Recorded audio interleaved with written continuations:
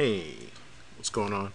This tutorial we're going to be going over the basics of how to create an automatic table of contents using Microsoft Word. Um, Microsoft Word added this feature. It's very cool. You'll be able to use your heading 1 as displayed up here, heading 1, 2, and 3 tags to create a basic table of contents, and of course once you create it you'll be able to style it. And that's one thing you're going to want to get used to if you're not used to it already, is using these heading tags um, or heading styles rather, to better organize your documents so that when people view them they'll be able to logically understand what's going on in your content. That's the main reason. Now when you're doing this in Microsoft Word, the heading, we'll just go ahead and show you here. When basically all you're going to do is you're going to come up here to the ribbon, click the References tab, alright, Table of Contents, and you're going to click one of these two automatic tables. One of them says Table of Contents, the other says Contents. We'll just click Table of Contents. Give it just a second here. And as you can see, Microsoft Word has created it right where we told it to. Let me move this underneath here. Alright.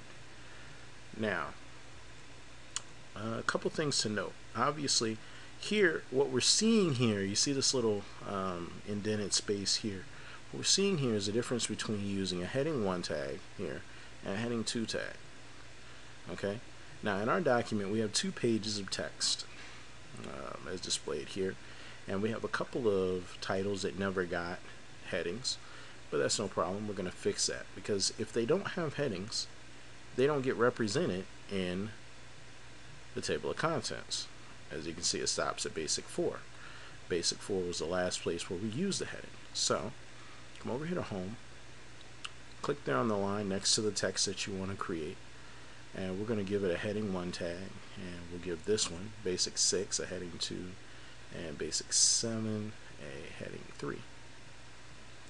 And when we come back up here to our table of contents, we'll see that these things are still not populated. But when you click on the table itself, click Update Table, it's going to give you 2 options: update page numbers only, or you can update the entire table. I always pick this one, just so I can make sure that everything has been selected.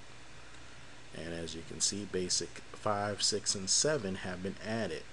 And as we saw here in the references, when you clicked on them, you see there's a little indentation letting you know that this is a subset of information. So you had your main statement, marketing basics, and now we have Facebook basics and angled marks, whatever that means. It's just some dummy text I put in there. And these are both, like I said, H1, or excuse me, heading 1 style, heading 2s. And this is a heading 1, 2, and a 3. Okay, and I'm pretty sure it'll take all the way up to 4 or 5 or 6, but you don't really need that many inward levels on a document. If you do, then something's probably wrong with the way you're organizing your document. Typically, you're only going to need 2 levels, every now and then 3, depending on what type of document it is that you're writing. And let me see, is there anything else we need to go over with this?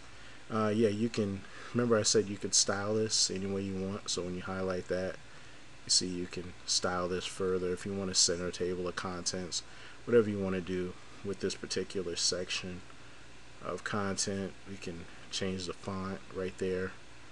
I like Courier, and as you can see, so you can add the styling to this and it'll maintain that style, and this is independent of this. As you can see, this all remains the same. And that's about it for creating a table of contents.